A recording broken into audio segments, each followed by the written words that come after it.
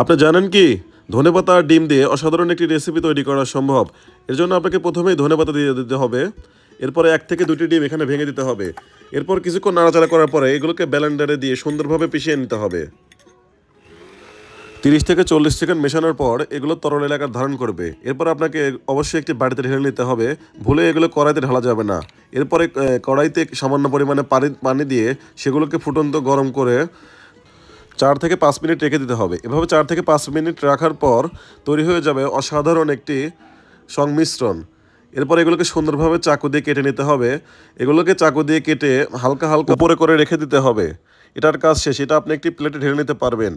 এখন আমরা চলে যাব পরবর্তী ধাপে।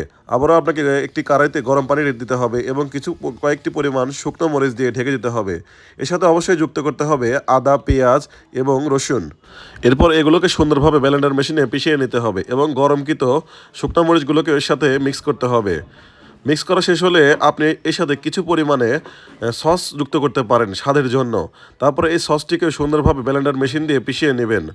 অতঃপর আবারও একটি কড়াই নেবেন এবং কিছু পরিমাণে তেল দিয়ে কয়েকটি পরিমাণ কাঁচামরিচ দিয়ে এগুলোকে সুন্দরভাবে নাড়াচাড়ার পর ব্লেন্ডারে মিশ্রণ করা মশলাগুলোকে এই ফুটন্ত গরম তেলের মধ্যে দিয়ে দিতে হবে। এরপরে সামান্য পরিমাণে হলুদ দিয়ে দিলেও দিতে পারবেন সুন্দর দেখার জন্য। এরপর আপনাকে কিছুক্ষণ নাড়াচাড়া করতে হবে। আপনি চাইলে প্রয়োজন মতো লবণও ব্যবহার করতে পারেন, এখানে কোনো সমস্যা নাই। উল্লেখ্য এখানে আবারও কিন্তু আপনাকে কিছু পরিমাণ সস ব্যবহার করতে হবে, যার কারণে এটার স্বাদ কিন্তু দ্বিগুণ পরিমাণে বেড়ে যাবে।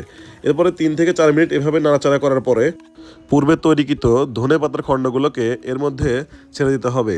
এরপরে কিছুক্ষণ সুন্দরভাবে এগুলোকে নাড়াচাড়া করে সসের সাথে মিশিয়ে দিতে হবে। এভাবে 3 থেকে 4 মিনিট থাকার পরে আবারও কিন্তু আপনাকে এখানে কিছু পরিমাণ সস যুক্ত করতে হবে, যাতে করে এগুলো আরও লাল আকার ধারণ করে এবং এগুলো আরও সুস্বাদু হয়।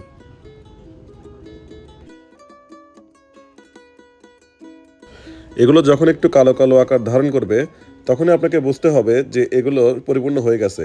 এরপরে এগুলোকে সুন্দরভাবে একটি ছাড়ানো প্লেটে ঢেলে নেবেন এবং এগুলোকে সুন্দরভাবে সারিয়ে দিয়ে রাখবেন, যাতে করে এর ভিতরে অতিরিক্ত গরমগুলো সহজেই বের হয়ে যেতে পারে।